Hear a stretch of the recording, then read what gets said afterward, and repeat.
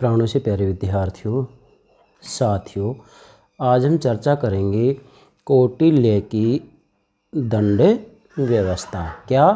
कौटिल्य की दंड व्यवस्था।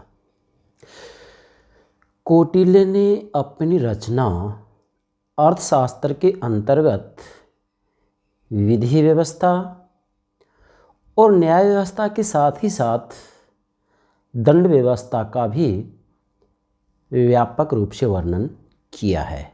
क्यों? क्योंकि बेटा वास्तव में अगर देखा जाए तो समाज व्यवस्था में, सोशल सिस्टम, समाज व्यवस्था में व्यवस्था के लिए न्याय व्यवस्था का होना अति आवश्यक है। लेकिन अगर देखा जाए तो अगर दंड की व्यवस्था ना की जाए, किसी भी समाज में दंड का अभाव है, तो बेटा दंड के अभाव में वास्तव में न्याय व्यवस्था प्रभावहीन हो जाती है। क्या? न्याय व्यवस्था प्रभावहीन हो जाती है। ये बात फिर से समझे। अगर आप चाहें तो इसके आधार पर बेहतर तरीके से डायग्राम भी बना सकते हैं। क्या कहा मैंने? देखो, कौटिल्य की रचना का क्या नाम है? अर्थशास्त्र। अर्थशास्त्र में कितने अधिकरण हैं? 15। ठीक है बेटा।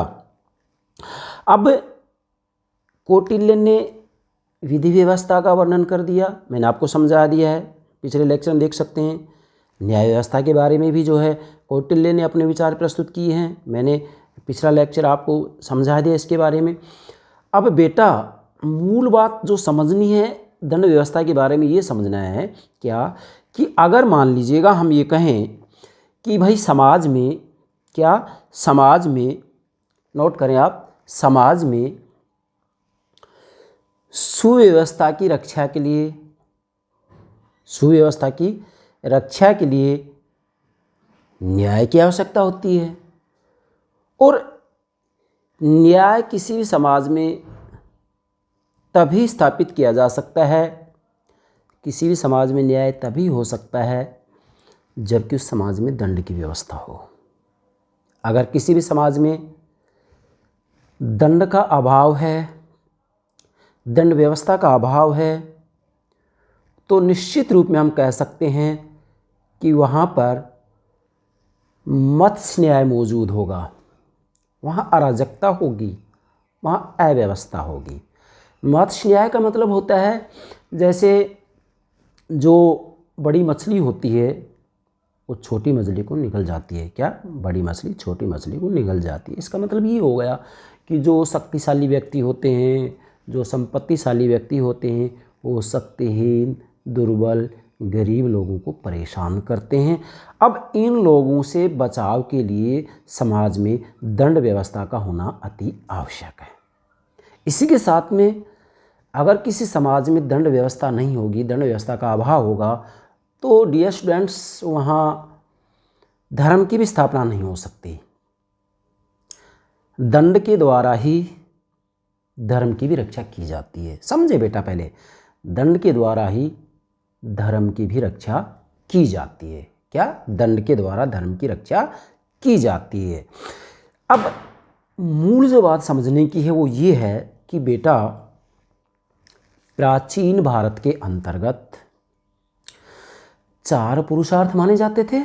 यस, 4 पुरुषार्थ माने जाते थे।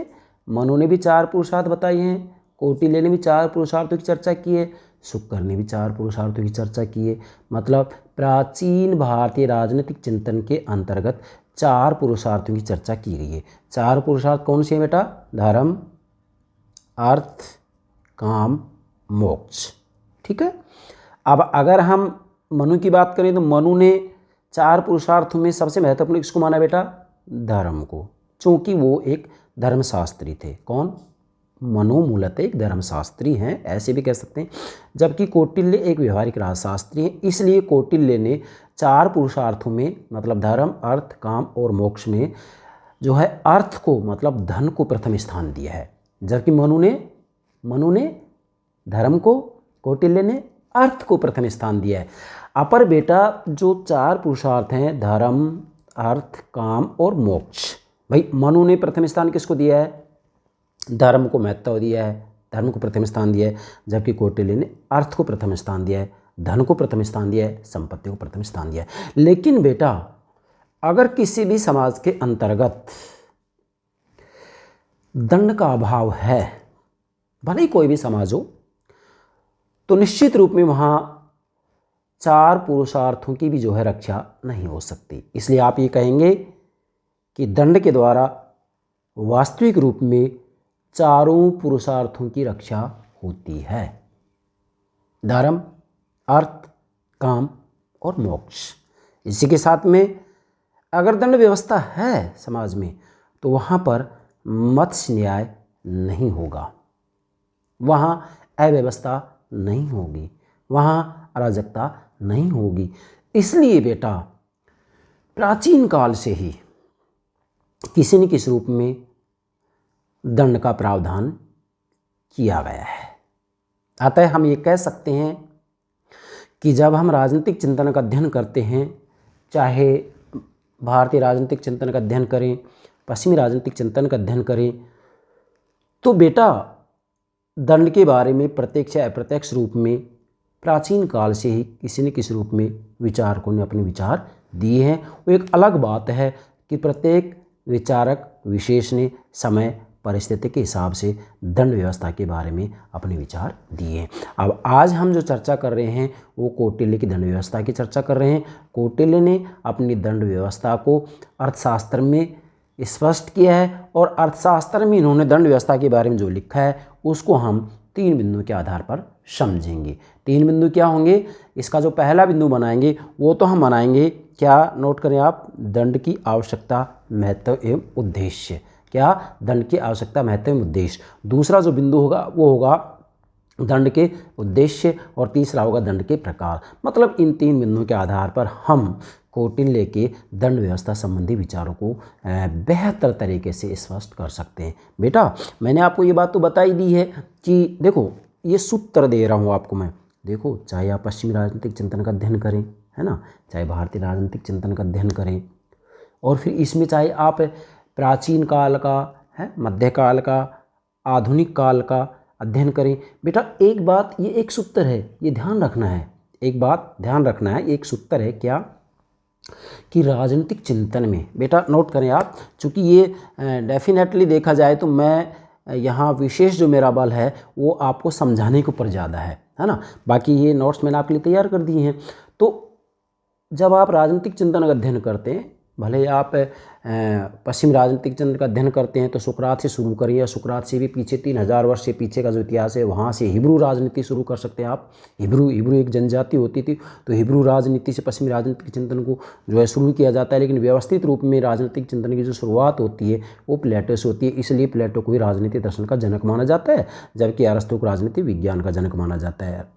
प्लेटो राजनीति दर्शन के जनक है और अरस्तु राजनीति विज्ञान के जनक हैं। प्लेटो की महत्वपूर्ण पुस्तक रिपब्लिक है, अरस्तु की महत्वपूर्ण पुस्तक का क्या नाम है? पॉलिटिक्स। ठीक है बेटा, तो डेफिनेटली यहाँ जो सूत्र है वो ये है कि राजनीतिक चिंतन में लिखेंगे, यहाँ राजनीतिक चिंतन में मूल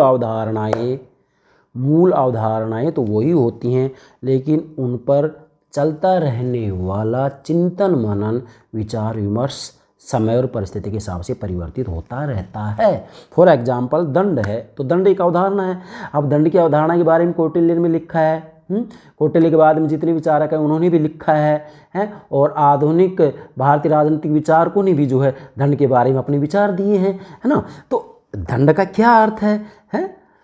दंड के कितने प्रकार होंगे, दंड के क्या सिद्धांत होंगे, हैं, दंड का क्या महत्व होगा? तो बेटा इसके बारे में समय और परिस्थिति के हिसाब से विद्वानों ने अपने विचारों में परिवर्तन किया है। बाकी मूल अवधारणा तो वही होगी क्या? दंड। तो दंड के बारे में प्राचीन समय में लिखा गया, मध्य युग में भी अपने विचार दिए गए, आधुनिक समय में विचार दिए जा रहे और आगे विचार दिए जाते रहेंगे। इसलिए आपका सूत्र ये होगा कि राजनीतिक चिंतन मूल अवधारणाएँ तो वही होती हैं, जैसे दंड है, कानून है, न्याय है, स्वतंत्रता है, समानता है, अधिकार है, कर्तव्य है ना। तो ये अवधारणाएं होगी। तो मूल अवधारणा तो वही होती हैं, लेकिन उन पर चलता रहने वाला चिंतन मनन समय के हिसाब से परिवर्तित होता रहता है। ये सूत्र है, इसको आपको ध्यान रखना है। चलिए, पहला जो बिंदु है कौटिल्य की दंड व्यवस्था का वह है बेटा दंड की आवश्यकता महत्व एवं उद्देश्य। मतलब कौटिल्य ने अपनी रचना अर्थशास्त्र के अंतर्गत स्पष्ट रूप में बताया है कि दंड की क्या आवश्यकता है, क्या महत्व है और इसका क्या उद्देश्य है। तो पहला बिंदु आपने नोट कर लिया होगा, मुझे पूरा विश्वास है नोट करिए, दंड की आवश्यकता महत्व एवं उद्देश्य। यस, आगे बढ़े अब चलिए। अब मैं आपको एक एक सेंटेंस, एक एक वाक्य, एक एक शब्दावली इस रूप में समझाऊंगा बेटा कि आपको कहीं दिक्कत नहीं आ सकती। और मेरा तो मूल लक्ष्य केवल एक ही है कि मैं मेरे विद्यार्थियों को राजनीति विज्ञान इस रूप में समझाना चाहता हूँ कि उनको कहीं भी भटकने की आवश्यकता ना हो, इधर उधर कहीं जाने की ज़रूरत नहीं है आपको। चलिए अब देखिएगा, मैंने पहला जो सेंटेंस लिखा है आपके लिए लिखा है समाज में, नोट करें, समाज में सुव्यवस्था की रक्षा के लिए न्याय की आवश्यकता होती है। ज़रा नोट करें, समाज में सुव्यवस्था की रक्षा के लिए न्याय की आवश्यकता होती है। निश्चित है ये बात, अगर आपको समाज में व्यवस्था करनी है तो इसके लिए क्या है, न्याय की आवश्यकता होती है, न्याय की, जस्टिस। अब न्याय के ऊपर वास्तविक रूप में कौटिल्य ने लिखा है। पश्चिम की बात करें तो प्लेटो ने भी अपनी रचना रिपब्लिक में लिखा है, लेकिन उन्होंने, प्लेटो ने न्याय को नैतिक न्याय माना, जबकि आधुनिक समय में न्याय को कानून न्याय माना जाता है। तो मूल अवधारणा तो एक ही हुई, न्याय। तो न्याय के बारे में प्लेटो ने भी लिखा है, अरस्तु ने भी लिखा है, कौटिल्य ने भी लिखा है, कौटिल्य के बाद में जितने विचारक आए हैं उन्होंने भी लिखा है। अब मूल अवधारणा क्या होगी, न्याय होगी, कानून हो गया, दंड हो गया। अब मूल अवधारणाएं तो वही होती हैं, लेकिन समय के हिसाब से, परिस्थिति के हिसाब से उनके अर्थों में जो है परिवर्तन होता रहता है। जैसे कि प्लेटो ने न्याय को नैतिक न्याय माना, जबकि आधुनिक समय में न्याय को कानून न्याय माना जाता है। तो डिफरेंस आ गया ना। तो ये एक अलग बात है, लेकिन अवधारणा वही होती है, ठीक है। लेकिन दंड के अभाव में न्याय व्यवस्था प्रभावहीन हो जाती है। अगर दंड की व्यवस्था नहीं की जाएगी तो डेफिनेटली जो न्याय व्यवस्था है प्रभावहीन हो जाएगी। दंड व्यवस्था समाज में मत्स्य न्याय का अंत करती है। नोट करें, दंड व्यवस्था समाज में मत्स्य न्याय का अंत करती है। मत्स्य न्याय का मतलब क्या होता है कि जो बड़ी मछली होती है वो छोटी मछली को निगल जाती है, अपना ग्रास बना लेती है। ऐसे ही जो दुष्ट लोग होते हैं वो जो है बेचारे, जो निर्बल गरीब लोग होते हैं उनको परेशान करते हैं। तो इनसे जो है सुरक्षा कौन दिलाएगा, दंड ही दिलाएगा, ठीक है। अर्थात दुष्ट शक्तिशाली से निर्दोष निर्बल की रक्षा करती है, अर्थात दुष्ट शक्तिशाली से निर्दोष निर्बल की रक्षा करती है कौन, दंड व्यवस्था। और दंड व्यवस्था धर्म की रक्षक होती है। नोट करिए, दंड व्यवस्था धर्म की रक्षक होती है। अर्थात यदि दंड व्यवस्था नहीं होगी, दंड का अभाव होगा, तो डेफिनेटली जो है समाज में धर्म की स्थापना नहीं हो सकती। जैसे प्राचीन भारत की बात की जाए तो बेटा वर्ण धर्म और आश्रम धर्म की बात ले लेते हैं हम। वर्णाश्रम मतलब प्राचीन भारत में समाज व्यवस्था का जो आधार था वो वर्णाश्रम था, वर्णाश्रम धर्म था। तो वर्ण धर्म और आश्रम धर्म का पालन दंड के अभाव में नहीं हो सकता। क्या कहा मैंने, वर्ण धर्म 4 वर्ण हो गए, ब्राह्मण क्षत्रिय वैश्य शूद्र, 4 आश्रम, ब्रह्मचर्य आश्रम, गृहस्थ आश्रम, वानप्रस्थ आश्रम, संन्यास आश्रम। बाकी मैंने इनके बारे में पिछले जो लेक्चर उनमें अच्छे समझा दिए, इसलिए हमें व्याख्या करने की ज़्यादा आवश्यकता नहीं है। तो वर्ण धर्म और आश्रम धर्म का जो पालन है व्यक्ति तभी करेंगे जबकि वहाँ दंड व्यवस्था होगी। अगर दंड का अभाव होगा तो वर्ण धर्म और आश्रम धर्म का पालन नहीं हो सकता, ठीक है बेटा। इसलिए दंड व्यवस्था धर्म की रक्षक होती है और व्यक्ति को अपने धर्म का पालन करने को प्रेरित करती है और इससे धर्म, अर्थ, काम व मोक्ष के 4 पुरुषार्थों की प्राप्ति में मदद देती है। भाई प्राचीन भारत में 4 पुरुषार्थ माने जाते थे, धर्म, अर्थ, काम और मोक्ष। तो डेफिनेटली धर्म, अर्थ, काम, मोक्ष के 4 पुरुषार्थों की प्राप्ति में जो मदद देती है वह दंड व्यवस्था ही देती है। अगर दंड का अभाव होगा तो 4 पुरुषार्थों की भी प्राप्ति नहीं कर पाएगा मनुष्य, ठीक है बेटा। चलिए अब आगे बढ़ते हैं हम। देखिएगा बेटा, अब यहाँ जो नेक्स्ट सेंटेंस आ रहा है बहुत महत्वपूर्ण है, इसको आप नोट करेंगे। दंड व्यवस्था का उद्देश्य, नोट करें, दंड व्यवस्था की आवश्यकता तो बता दी है। अब दंड व्यवस्था का जो उद्देश्य है समाज में भय की स्थापना नहीं है बल्कि अपराधी से निर्दोष की रक्षा करना है। मतलब दंड व्यवस्था का जो उद्देश्य समाज में भय की स्थापना नहीं है, मतलब डर को स्थापित करना नहीं है इसका लक्ष्य। तो क्या है इसका लक्ष्य, अपराधी से निर्दोष की रक्षा करना है। जो अपराधी लोग हैं, जो दुष्ट प्रवृत्ति के लोग हैं, उनसे जो है निर्दोष लोगों की रक्षा करना इसका लक्ष्य है। दंड व्यवस्था का उद्देश्य अपराधी का अंत नहीं है। दंड व्यवस्था का उद्देश्य अपराधी का अंत करना नहीं है बल्कि उसकी अपराध वृत्ति का अंत करना है। मतलब ये नहीं है कि किसी ने अपराध किया है तो उसको जो है आप समाप्त कर दो, उसके जीवन को ही समाप्त कर दो, नहीं, इसका लक्ष्य नहीं है। बल्कि वास्तविक रूप में जो इसका लक्ष्य है वो तो अपराध वृत्ति को अंत करना है। मतलब डेफिनेटली जो अपराधी होता है उस अपराधी को नष्ट करना इसका उद्देश्य नहीं है, बल्कि जो अपराधी है उसकी जो अपराध वृत्ति है, उसकी जो अपराध करने की आदत है ना, उसको नष्ट करना है। अतः कौटिल्य ने दंड व्यवस्था में सुधारात्मक तत्वों को स्थान दिया। बहुत महत्वपूर्ण बात है, मतलब कौटिल्य ने अपने दंड व्यवस्था में सुधारात्मक तत्वों को स्थान दिया है। एक क्वेश्चन पूछा जा सकता है, मतलब ये जो है ना कौटिल्य की दंड व्यवस्था का उद्देश्य वो जो अपराधी होता है उस अपराधी में सुधार करने के ऊपर बल देती है कि अपराधी को नष्ट नहीं करना, उसको मारना नहीं, बल्कि उसमें सुधार करना है, कोशिश ये की जाए। इसलिए दंड व्यवस्था में सुधारात्मक तत्वों को स्थान दिया है। तो इसको मैं बार बार अंडरलाइन कर रहा हूँ, इसको नोट करेंगे आप। सुधारात्मक तत्वों को स्थान दिया है। दंड व्यवस्था का एक अन्य उद्देश्य समाज में अपराध की भावना को रोकना भी है। अगला उद्देश्य क्या है, आप चाहें तो इसको पॉइंट्स रूप में भी ले सकते हैं। अगला उद्देश्य क्या है, जो है समाज में अपराध की भावना को रोकना भी है। इसका उद्देश्य किसका, दंड का। और इसके बाद में बेटा जब आगे हम बढ़ते हैं तो आगे बढ़ें, जब अपराधी को दंडित किया जाता है तो अन्य लोग इसे दृष्टांत के रूप में ग्रहण करते हैं। अब यहाँ देखो समझेंगे मूल बात कि जब अपराधी को दंड दिया जाता है तो इसके अंतर्गत जो अपराधी होते हैं इसको एक दृष्टांत के रूप में लेंगे, या जो जनसाधारण है इसको दृष्टांत के रूप में लेंगे कि अगर हमने भी ऐसा अपराध किया तो हमें इस तरीके का दंड दिया जाएगा। तो एक प्रकार से वो इस तरीके का अपराध करने से जो है बचेंगे। नेक्स्ट, इस दृष्टि से कौटिल्य ने दंड व्यवस्था की निवारक प्रकृति को भी स्वीकारा है। अब देखो ये इसकी सुधारात्मक तत्वों को स्थान दिया है कि अपराधी को सुधारना है। दूसरा यहाँ आ गया कि दंड की निवारक प्रकृति को भी स्वीकार है। नोट करेंगे, दंड की या दंड व्यवस्था की निवारक प्रकृति को भी स्वीकार है। मतलब इनका जो उद्देश्य है दंड व्यवस्था का, कौटिल्य की दंड व्यवस्था का, वो ये है कि भाई जो दंड दिया जाएगा इससे जो अपराधी होते हैं, जनसाधारण होते हैं, वो एक प्रकार से इसको दृष्टांत के रूप में लेंगे। मतलब वो अपनी आंखों से जब इसे देखेंगे कि भाई हमने अगर इस तरीके का अपराध किया तो हमको भी दंड मिलेगा, तो इससे क्या है वो बचने का प्रयास करेंगे। इसलिए इन्होंने जो है निवारक प्रकृति को भी स्वीकारा है। इसके अलावा दंड व्यवस्था का उद्देश्य उस व्यक्ति की हानि की पूर्ति भी करना है जिसके प्रति अपराध किया जाता है। मतलब जिसके प्रति अपराध किया गया है तो इस प्रकार से हम कह सकते हैं कि क्षतिपूर्ति की व्यवस्था भी की गई है। और इस दृष्टि से कौटिल्य ने दंड व्यवस्था में प्रतिकारात्मक तत्वों को स्थान दिया है। मतलब सुधारात्मक तत्वों को स्थान दिया है, प्रतिकारात्मक तत्वों को स्थान दिया है और निवारक तत्वों को स्थान दिया है। किसमें, दंड व्यवस्था के अंतर्गत। तो तीन बातें होगी, नोट करेंगे। सुधारात्मक तत्वों को स्थान दिया है इसमें, निवारक तत्व या प्रकृति को स्थान दिया है, और अंतिम है प्रतिकारात्मक तत्वों को भी स्थान दिया है। तो आप चाहें तो पहले बिंदु में ये तीन मुख्य बातें हैं, इनको नोट कर सकते हैं। ठीक है बेटा। अब इसके बाद में इसका दूसरा बिंदु लेते हैं। मतलब कौटिल्य की दंड व्यवस्था को समझने के लिए हमने दूसरा बिंदु तैयार किया है। चलिए बेटा आगे बढ़ते हैं हम। दंड के निर्धारण के सिद्धांत एवं मान्यताएं। नोट करें दूसरा बिंदु, दंड के निर्धारण के सिद्धांत एवं मान्यताएं। मतलब अपराधी को दंड किस रूप में दिया जाए, दंड का निर्धारण किस तरीके से किया जाए, उसकी क्या मान्यता है, इसके बारे में भी कौटिल्य ने अपनी रचना अर्थशास्त्र के अंतर्गत बड़े व्यापक रूप में लिखा है, मैं तो ये कहूँगा।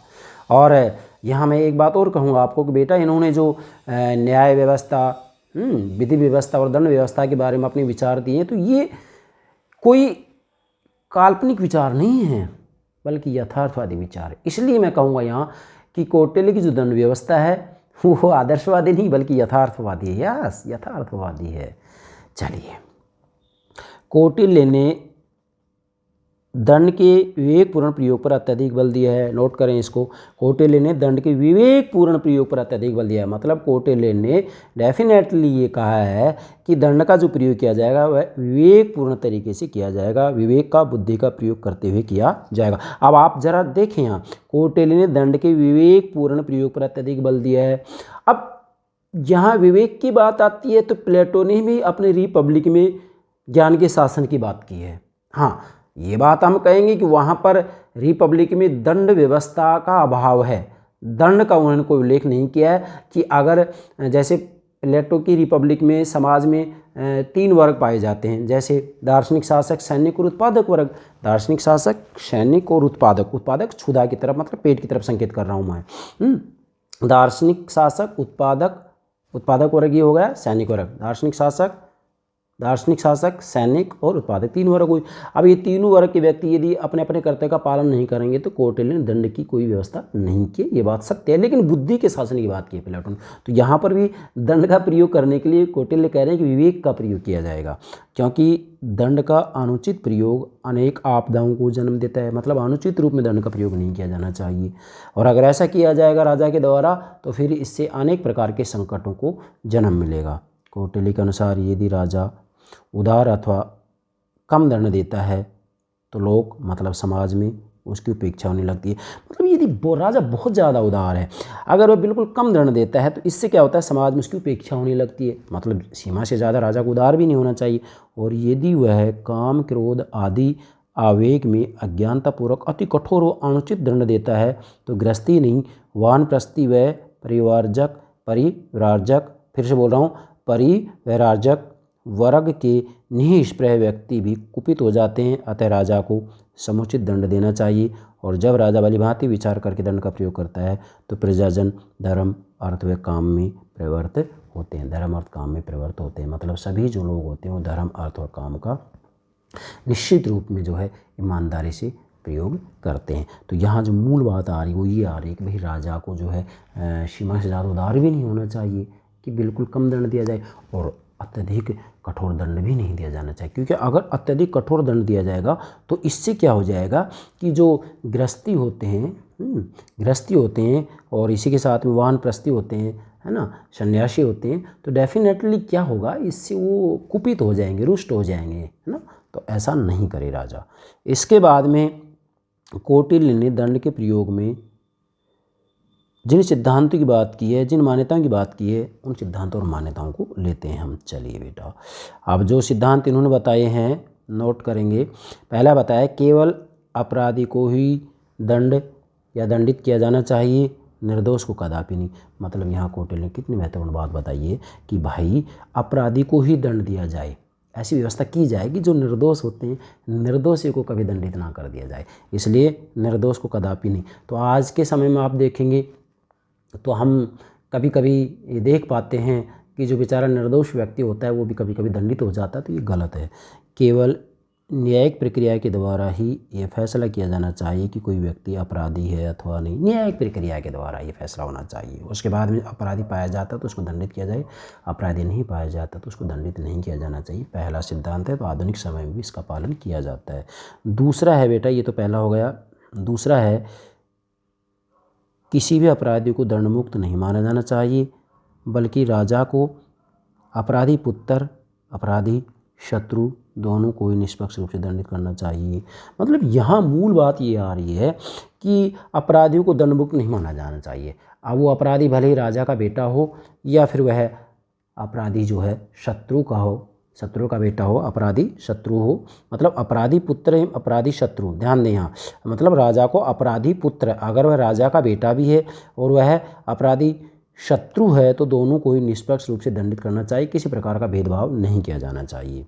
आज आप देखते हैं अगर किसी मंत्री के बेटे ने कोई अपराध कर दिया तो तुरंत वह कॉल कर देगा थाने के अंतर्गत कि मेरा बेटा है, तो तुरंत वहाँ से आवाज़ आएगी जी सर ठीक है देख लेंगे। अब एक जनसाधारण या सामान्य व्यक्ति का बेटा वही अपराध कर देता है तो जाति उसको रिमांड पर ले लिया जाता है। मतलब ये बातें कहने की नहीं होती, मेरा संकेत पर्याप्त है। चलिए बेटा, तीसरा है किए गए अपराध के अनुसार ही अपराधी को दंड दिया जाना चाहिए, अर्थात अपराधानुसार या अपराध के अनुसार दंड की व्यवस्था की जानी चाहिए। और इसके बाद नेक्स्ट है अपराधी को दंडित करने में उसकी आयु, उसकी उम्र, आयु, लिंग मतलब है महिला पुरुष, लिंग, शक्ति क्या है उसकी, वर्ण क्या है, वर्ण 4 वर्ण होते हैं, ब्राह्मण क्षत्रिय वैश्य शूद्र। और अपराध की स्थिति, किस स्थिति में अपराध किया गया है। हम मान लीजिएगा एक भूखा व्यक्ति यदि रोटी चुरा लेता है तो ये डेफिनेटली अपराध की श्रेणी में आता ही नहीं है ना। अपराध की स्थिति, अपराधी की प्रवृत्ति आदि का ध्यान रखा जाना चाहिए। मतलब इन सबको ध्यान में रखते हुए दंड की व्यवस्था की जाए, ठीक बेटा। इसके बाद में नेक्स्ट जो आता है बेटा, नेक्स्ट 5वां है सामान्य प्रजाजन की तुलना में राजभृत्यों को अधिक दंड दिया जाना चाहिए। बेटा राजभृत्य मतलब राज कर्मचारी जो होते हैं ना, राज के कर्मचारी होते हैं, सरकारी जो कर्मचारी होते हैं, तो सामान्य प्रजाजन मतलब जनसाधारण की तुलना में जो राजभृत्यों को अधिक दंड दिया जाना चाहिए। जो राज कर्मचारी होते हैं उनको अधिक दंड दिया जाए, जबकि जनसाधारण को कम दंड दिया जाना चाहिए। कारण क्योंकि राज कर्मचारियों को कानूनों का पता है, इसके बावजूद भी उनका उल्लंघन कर रहे हैं, तो डेफिनेटली उसको दंड ज़्यादा दिया जाना चाहिए, जबकि जनसाधारण के अंतर्गत इतना विवेक नहीं होता है। तो ये थोड़ा सा जो है राजा को ध्यान रखना चाहिए। ठीक है बेटा, ये जो है कौटिल्य की दंड व्यवस्था के 2 बिंदु हो गए। क्लियर हो गए 2 बिंदु। ठीक है, पहला बिंदु क्या बताया हमने, दंड की आवश्यकता उद्देश्य महत्व। दूसरा क्या बताया, दंड के सिद्धांत और मान्यताएं। 2 बिंदु हो गए। तीसरा क्या, दंड के प्रकार। चलिए बेटा अब हम दंड के प्रकार की बात करते हैं। ये कंपटीशन में अक्सर पूछा जाता है, विद्यार्थी गलती करते हैं कि कौटिल्य ने दंड के कितने प्रकार बताए, उनके नाम लिखिए, है ना, या किसी भी रूप में इसे प्रश्न पूछा जा सकता है। तो तीसरा बिंदु बनाएं, दंड के प्रकार। अब मनु ने भी अपनी रचना मनुस्मृति के अंदर दंड के प्रकार की चर्चा की है। उन्होंने 4 प्रकार के दंड बताए मनु ने। मैंने जब मनु समझाया तो वहाँ आपको बता दिया है, जबकि यहाँ कौटिल्य दंड के 3 प्रकार बता रहे हैं। ये भी डिफरेंस ध्यान रखना है, कौटिल्य दंड के 3 प्रकार बताए, जबकि मनु ने दंड के 4 प्रकार बताए हैं। ठीक है, अब कौटिल्य ने अपराधियों को दंडित करने के लिए 3 प्रकार के दंड बताए हैं, नोट करेंगे। पहला है शारीरिक दंड, आर्थिक दंड, और तीसरा है कारावास। ठीक है बेटा, तीसरा नोट करेंगे कारावास। तो कितने प्रकार के दंड बताए इन्होंने, 3। ठीक है, अब इन तीनों की व्याख्या करते हैं। पहला है शारीरिक दंड। बेटा शारीरिक दंड में शारीरिक सजाएं, यातनाएं तथा मृत्यु दंड तीनों शामिल है, नोट करेंगे। मतलब जो शारीरिक दंड होता है इसको काया का दंड भी कह सकते हैं हम। मनु ने इसको जो है काया दंड कहा है, काय दंड, काय दंड कहा है। तो इसमें क्या है, शारीरिक सजाएं, यातनाएं तथा मृत्यु दंड, ये तीनों शामिल किए हैं कौटिल्य ने सामान्य शारीरिक दंड में थप्पड़ों से पिटाई, थप्पड़ों से पिटाई, विभिन्न प्रकार के बैंतों से पिटाई। बैंत जानते हैं, जैसे जो वृद्ध व्यक्ति होता है बैंत की सहायता लेकर के चलता है ना, लकड़ी का एक डंडा होता है।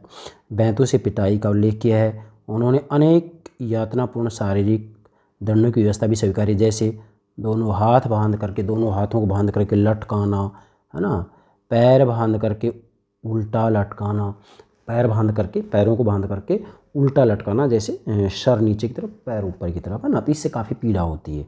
और हाथ के नाखूनों में सुई चुभोना, हाथ के जो नाखून होते हैं उनमें सुई चुभोना, है ना, इस तरीके के जो है दंडों का उल्लेख किया है इन्होंने अपनी रचना अर्थशास्त्र के अंतर्गत। ठीक है बेटा, नेक्स्ट, अंगुली की एक पोर जलाना।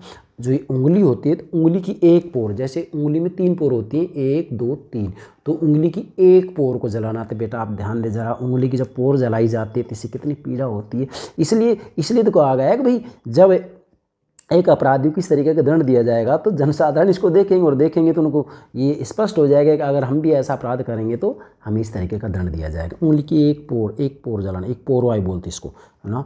अच्छा, फिर आगे है घी पिलाकर पूरे दिन धूप में या अग्नि के सामने बिठाना।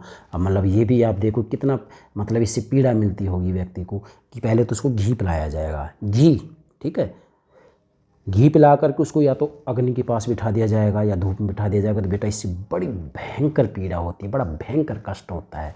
और इसके बाद में लस्सी पिलाकर पेशाब नहीं करने देना, मतलब उसको लस्सी पिलाई जाएगी, है ना, छाछ पिलाया जाए। तो ये पिलाने के बाद में फिर चूँकि डेफिनेटली देखा जाए तो लस्सी पीते ही, छाछ पीते ही पेशाब लगता है। अब ऐसी स्थिति में उसको पेशाब नहीं करने दिया जाएगा तो बड़ी भारी पीड़ा होती है इससे। और सर्दी की रात में भीगी चारपाई पर लिटाना, मतलब सर्दी के मौसम में, विशेषकर जैसे हम कहें दिसंबर और जनवरी का जो मौसम होता है विशेष ठंडा होता है, दिसंबर और जनवरी का जो महीना होता है बड़ा ठंडा होता है। तो उसमें क्या है, कौटिल्य ने कहा है कि जाड़ों की रात में, जाड़ों का मतलब सर्दी, है ना, सर्दी के मौसम में चारपाई को पहले गीला कर लिया जाएगा और उस गीली चारपाई के ऊपर उसको लिटाया जाएगा। तो बेटा आप देखिएगा उसको ठंड से कितना सिकुड़ जाएगा, मृत्यु तक हो जाती है इससे। और इसके बाद में जीभ अथवा गुप्त अंगों को काटना आदि और भी बहुत हैं। जीभ को काटना, गुप्त अंगों को काटना, इस तरीके के जो है दंडों का इन्होंने उल्लेख किया है। ठीक है बेटा, आगे बढ़ते हैं। नेक्स्ट बेटा, कौटिल्य ने शारीरिक दंड के अंतर्गत वध दंड के दो प्रमुख रूप बताए। मतलब कौटिल्य ने वध दंड मतलब मृत्यु दंड का भी उल्लेख किया है, मानव ने भी किया है मृत्यु दंड का उल्लेख, मैं आपको समझा चुका हूँ। कौटिल्य ने भी मृत्यु दंड का उल्लेख किया है, वध दंड मृत्यु दंड। मृत्यु दंड के दो रूप बताए इन्होंने, तो लिखें शुद्ध वध दंड। आपसे एग्जाम पूछा जा सकता है कि भाई कौटिल्य ने वध दंड के कितने प्रकार बताए हैं, उनके नाम लिखिए। तो लिखेंगे पहला है शुद्ध, नोट करें, शुद्ध वध दंड मतलब कष्ट रहित मृत्यु दंड। ऐसा मृत्यु दंड जिसके अंतर्गत वास्तविक रूप में जो है किसी भी रूप में कोई कष्ट नहीं होता है, सामान्य रूप में मृत्यु दंड दे दिया जाता है, साधारण रूप में। और दूसरा इन्होंने बताया चित्रवध दंड। चित्रवध दंड ये होता है यातनापूर्ण मृत्यु दंड, तड़फा करके व्यक्ति को मारा जाता है इसमें। तो नोट करेंगे वध दंड के दो प्रकार कौन से हो गए, शुद्ध वध दंड, दूसरा चित्रवध दंड। इसकी व्याख्या मैंने कर दी है। उन्होंने विभिन्न अपराधों के लिए विभिन्न प्रकार के चित्रवध दंडों का जिक्र किया है। मतलब यातनापूर्ण जो मृत्यु दंड होता है वो किस किस रूप में दिया जाए, जैसे सूली पर लटकाना, सिर व हाथ में आग लगा करके मारना, सिर में हाथ में आग लगा करके उसको मारना। तो अग्नि लगा करके मारा जाता बेटा, निश्चित है तड़प करके मरेगा, बड़ी भारी पीड़ा कष्ट होती है इससे। और आग में झोंक करके मारना, अग्नि में डाल देना, जीवित को अग्नि में डाल देना, तो इससे कितनी जो है पीड़ा होती है। और भाड़ में भूनना, भाड़ जानते हैं, जैसे हम हमारे भारत के संदर्भ में कहें तो जो गर्मी का मौसम होता है तो इसमें जो चने होते हैं, जो होते हैं, उनको जो भूना जाता है ना, तो इस तरीके से जो है भाड़ में जो है व्यक्ति को भूनना है ना, तो ये भी बड़ा कष्टप्रद मृत्युदंड है। जल में डुबोना मतलब जल में डुबो करके मारना, अंग भंग करने के बाद आग लगा करके मारना, अंग भंग कर देना, उसको उसके अंगों को काट लेना और उसके बाद में जो है आग लगा करके उसको मार देना। तो ये सारे के सारे जो है चित्रवध दंड के अंतर्गत आते हैं। ठीक है बेटा, चलिए अब इसके बाद में नेक्स्ट चर्चा करते हैं हम। नोट करें, तीसरा क्या बेटा, दूसरा क्या हो गया, आर्थिक दंड। पहला शारीरिक हो गया, दूसरा क्या हो गया, आर्थिक दंड। ठीक है, मतलब पहला क्या हो गया, शारीरिक दंड। शारीरिक दंड मैंने आपको बता दिया है, दो प्रकार के मृत्युदंड बता दिए, वध दंड। दूसरा आता है आर्थिक दंड, धन संपत्ति संबंधित दंड। इसमें क्या होता है, आर्थिक दंड में साधारण जुर्माने की राशि से लेकर के संपूर्ण संपत्ति हराने की सजाएं दी जा सकती हैं। मतलब आर्थिक दंड के अंतर्गत साधारण जुर्माने की राशि से लेकर के संपूर्ण संपत्ति जब्त करने तक की सजाएं दी जाती है। आप आधुनिक समय में देख सकते हैं, जैसे आप भारत के संदर्भ में देखेंगे कि राज्य सरकारों के अंतर्गत राज्य सरकारें जो होती हैं, आप विशेषकर यूपी का उदाहरण दे सकते हैं। तो उसके अंतर्गत क्या होता है, कोई भी अपराधी जब अपराध करता है और सीमा से ज़्यादा अपराध कर लेता है तो सबसे पहले उसकी संपत्ति जब्त कर दी जाती है। तो आप देखिएगा ये आर्थिक दंड। ये कौटिल्य ने विभिन्न अपराधों के प्रसंग में मुख्य रूप से 3 प्रकार के आर्थिक दंडों को उल्लेख किया। मतलब कौटिल्य ने 3 प्रकार के आर्थिक दंडों का उल्लेख किया। आपसे एग्जाम पूछा जा सकता है कौटिल्य ने आर्थिक दंडों के कितने प्रकार बताए हैं, तो 3। आर्थिक दंड में या आर्थिक दंड के प्रसंग में मुख्य रूप से 3 प्रकार के आर्थिक दंडों का उल्लेख किया है। नोट करेंगे नाम इनका, प्रथम साहस दंड, मध्यम साहस दंड, उत्तम साहस दंड। मतलब आर्थिक दंड के 3 प्रकार बताए हैं कौटिल्य ने। नोट करेंगे प्रथम साहस दंड, नोट करें प्रथम आर्थिक दंड, प्रथम साहस दंड, मध्यम साहस दंड और उत्तम साहस दंड। प्रथम साहस दंड, मध्यम साहस दंड, उत्तम साहस दंड, ये 3 प्रकार के आर्थिक दंड बताए हैं। अब कैसे, नोट करें, इसकी व्याख्या करते हैं। प्रथम साहस दंड के अनुसार अपराधी को उसके अपराध के अनुसार कम से कम 48 और अधिक से अधिक 96 का अर्थदंड दिया जा सकता है।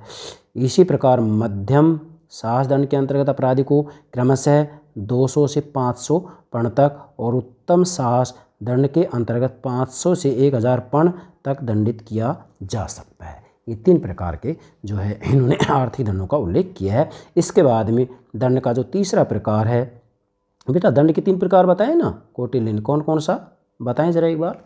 पहला शारीरिक दंड, दूसरा आर्थिक दंड और तीसरा कारावास। कारावास जेल में डालना, कारावास। नोट करें, तीसरा कारावास। बेटा कारावास अपराधी को कुछ समय अथवा आजीवन जेल में रखने की व्यवस्था स्वीकारी जाती है। मतलब कारावास के अंतर्गत कुछ समय के लिए या जीवन भर के लिए, जब तक वो जीवित रहेगा तब तक जो है उसको जेल में रखने की व्यवस्था की जाती है। तो ये कारावास की भी जो है व्यवस्था कौटिल्य ने की थी। अपनी रचना अर्थशास्त्र में कारावास का भी उल्लेख किया था। तो डेफिनेटली यहाँ पर ये बात स्पष्ट होगी, कौटिल्य ने जो है दंड के 3 प्रकार बताए। शारीरिक दंड, काय दंड भी कहते हैं इसको, काया का दंड, शारीरिक दंड, आर्थिक दंड, और तीसरा कारावास। ठीक है बेटा। जेल में अपराधियों से कठोर श्रम कराया जा सकता है। छोटे अपराधियों को ऐसे काम सिखाए जा सकते हैं जो रोजगार प्रदान हो। तो आज भी आप देख सकते हैं इस तरीके की व्यवस्थाएं की जाती हैं। तो कौटिल्य बड़े व्यवहारिक राजशास्त्री हैं और जिन्हें सीखने के बाद जेल से छूटने पर भी अपनी रोजी रोटी की व्यवस्था कर सकते हैं। तो आधुनिक समय में भी जेल में ऐसी व्यवस्थाएं की जाती है। और गंभीर एवं क्रूर अपराध करने वाले अपराधियों के लिए कौटिल्य ने आजीवन कारावास अथवा काल कोठरी के दंड को उचित माना है। ठीक है। और इसके बाद में जो महत्वपूर्ण बात है वो ये है कि कौटिल्य ने दंड के अपवाद भी बताए हैं। ध्यान दें जरा, इसको नोट करेंगे आप। कौटिल्य ने दंड के अपवाद भी बताए हैं। उनका मत है कि मतलब यहाँ ध्यान दीजिएगा, दंड के अपवाद मतलब किन लोगों को दंड नहीं दिया जाएगा अपराध करने पर भी। उनका मत है कि एक तो बालक को, बच्चे को, तो आज भी आप देख सकते हैं जो नाबालिग होता है क्या उसको दंड दिया जाता है। ज़रा सोचने की बात है कौटिल्य कितने व्यवहारिक हैं। उनका मत है कि बालक, वृद्ध, निर्बल, बीमार, पागल आदि को कोड़े की सज़ा नहीं दी जानी चाहिए, कोड़े की सज़ा नहीं दी जानी चाहिए। और पुरुषों की तुलना में स्त्रियों को आधी सज़ा अथवा वागदंड ही पर्याप्त होगा। वागदंड मतलब जो है कठोर वचन बोल करके उसको छोड़ दिया जाए।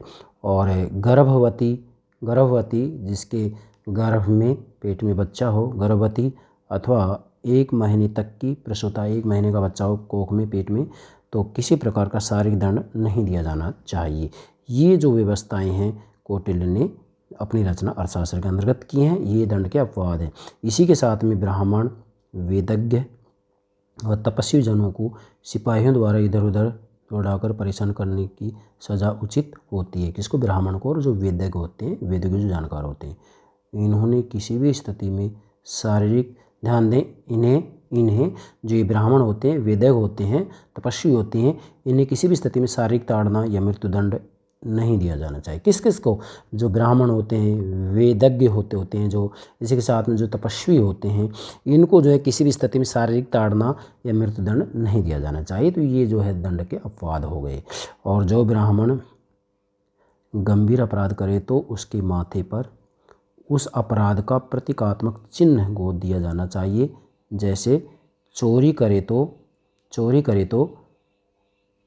कुत्ते का चिन्ह, शराब पिए तो प्याले का चिन्ह, और हत्या करे तो मनुष्य के धड़ का चिन्ह। अब ज़रा गौर कीजिएगा, मतलब यहाँ मूल बात ये आ रही है कि जो ब्राह्मण गंभीर अपराध करे तो उसके माथे पर अपराध का प्रतीकात्मक चिन्ह गोद दिया जाना चाहिए। फिर से बोल रहा हूँ मैं, जो ब्राह्मण गंभीर अपराध करे तो उसके माथे पर अपराध का प्रतीकात्मक चिन्ह गोद दिया जाना चाहिए। जो अपराध किया उसका प्रतीक उसके माथे पर गोद दिया जाना चाहिए। जैसे चोरी करे तो कुत्ते का चिन्ह, शराब पिए तो प्याले का चिन्ह, और हत्या करे तो मनुष्य के धड़ का चिन्ह उसके माथे पर गोद दिया जाए। ठीक है, जिससे कि दूर से देखने पर ही पता लग जाए कि ये बड़ा गंभीर अपराधी है। इस प्रकार का दंड उसे अपनी जाति एवं समाज में पतित घोषित करने के लिए एवं उसे बहिष्कार के लिए पर्याप्त है बस ये। क्योंकि उसके जैसे ही कोई व्यक्ति दर्शन करेगा, उसको देखेगा, तो सामने से ही पता लग जाएगा कि ये गंभीर अपराधी है। तो एक प्रकार से समाज से बहिष्कृत मानिएगा। ठीक है, इससे बड़ा वो दंड हो भी क्या सकता है। ठीक है बेटा, तो ये हो गया कौटिल्य की दंड व्यवस्था। इसके बाद हम इसका निष्कर्ष निकालते हैं, संक्षेप में सार रूप में नोट करेंगे। बेटा, कौटिल्य की जो दंड व्यवस्था है उसकी आलोचना भी की गई है। निष्कर्ष में नोट करें, कौटिल्य की दंड व्यवस्था की आलोचना मुख्यतः 2 आधारों पर की जाती है। नोट करेंगे, प्रथम, उन्होंने अति कठोर दंड की व्यवस्था स्वीकारी है। मतलब पहली जो आलोचना की जाती है वो ये की जाती है कि कौटिल्य ने कठोर दंड की व्यवस्था को स्वीकार किया है। तथा जो दूसरी आलोचना है वो ये है कि उन्होंने दंड व्यवस्था में असमानता के सिद्धांत को भी स्वीकारा है। मतलब इन्होंने दंड व्यवस्था में असमानता को भी स्वीकारा है। ये बात भी पूर्णतः सत्य है। वास्तव में ये दोनों दोष संपूर्ण प्राचीन भारतीय दंड व्यवस्था से संबंधित हैं और कौटिल्य ने अन्य प्राचीन आचार्यों की तरह ही उपरोक्त दोनों मान्यताओं को अपनी दंड व्यवस्था में स्थान दिया। हालांकि आलोचक आलोचना कर रहे हैं, लेकिन इस आलोचना में इतना दम नहीं है। क्यों नहीं है? क्योंकि कौटिल्य ने प्राचीन भारतीय परंपरा का ही समर्थन किया है, उसको स्वीकार किया है। कौटिल्य ने शक्तिशाली राजतांत्रिक शासन एवं वर्ण व्यवस्था वाले समाज के प्रसंग में अपनी दंड व्यवस्था प्रस्तुत की है और इसी रूप में इसका मूल्यांकन किया जाना उचित है। अब जरा ध्यान दीजिएगा, ठीक है, इसकी आलोचना आप इन दो बिंदुओं के आधार पर कर सकते हैं। आलोचकों ने आलोचना की है, लेकिन कौटिल्य ने क्या किया है कि एक शक्तिशाली केंद्रीकृत और विस्तृत राजतंत्री राज्य व्यवस्था का समर्थन किया है, तो उसके अनुसार ही इन्होंने अपनी दंड व्यवस्था का भी उल्लेख किया है। अब आगे लिखें इसमें, आधुनिक लोकतांत्रिक शासन एवं समतावादी समाज, बहुत महत्वपूर्ण बात है, समतावादी समाज व्यवस्था की दृष्टि से उनकी दंड व्यवस्था की आलोचना अवश्य की जा सकती है। कौटिल्य की दंड व्यवस्था के समर्थन में यह कहा जा सकता है कि उन्होंने बालक, वृद्ध, बीमार, स्त्री आदि के लिए थोड़े दंड का जो निर्देश दिया है वह उनकी दंड व्यवस्था को उदार बनाता है। अब उदारता है इसके अंतर्गत, और ऐतिहासिक दृष्टि से कौटिल्य की दंड व्यवस्था लगभग अपराधहीन, नोट करें, अपराधहीन समाज की स्थापना में समर्थ सिद्ध हुई। और जैसा कि चीनी राजदूत मैगस्थनीज के विवरण से ज्ञात होता है, इस आधार पर कौटिल्य की दंड व्यवस्था को आदर्शवादी की अपेक्षा व्यवहारिक व यथार्थवादी, नोट करें, व्यवहारिक व यथार्थवादी अधिक कहा जा सकता है। मतलब कौटिल्य की दंड व्यवस्था जो है इसमें कमियां हैं, नो डाउट, लेकिन जो कमियां हैं बेटा, ये कमियां नहीं हैं, क्योंकि कौटिल्य ने उस समय के भारत में शक्तिशाली, केंद्रीकृत और विस्तृत राजतंत्री राज्य व्यवस्था का समर्थन किया है, तो उसके अनुसार ही इन्होंने जो है निश्चित रूप में दंड व्यवस्था को स्वीकार किया है। हाँ, ये बात सत्य है कि आधुनिक समय में लोकतंत्री शासन प्रणालियाँ हैं, चूँकि आज तो मैं ये कहूँगा पूरी दुनिया के संदर्भ में कि आधुनिक समय में राजतंत्र का लोकतंत्रीकरण होता जा रहा है पूरी दुनिया में ही। क्या कहा मैंने? राजतंत्र का लोकतंत्रीकरण होता जा रहा है। तो लोकतांत्रिक ज़माने में, लोकतंत्री युग में, आज का युग लोकतांत्रिक युग है, तो लोकतंत्रिक युग में तो ठीक है, इनकी बातों को स्वीकार नहीं किया जा सकता, लेकिन फिर भी हम ये कह सकते हैं कि कौटिल्य की जो दंड व्यवस्था है बड़ी जो है व्यवहारिक है। इसके अंतर्गत आदर्शवादिता नहीं है, बल्कि निश्चित रूप में ये यथार्थवादिता से परिपूर्ण है। इसलिए अंत में मैंने यहाँ लिखा है कि इस आधार पर व्यवहारिक व यथार्थवादी अधिक कहा जा सकता है। मतलब कौटिल्य जो दंड व्यवस्था है वो निश्चित रूप में हम कहेंगे आदर्शवादी की अपेक्षा व्यवहारिक व यथार्थवादी अधिक कहा जा सकता है। ये बात आपको ध्यान में रखनी है। मतलब अगर देखा जाए बेटा तो निश्चित रूप में कौटिल्य की जो दंड व्यवस्था है वो क्या है? कौटिल्य की दंड व्यवस्था क्या है? निश्चित रूप में जो है व्यवहारिक है। क्या है? व्यवहारिक है।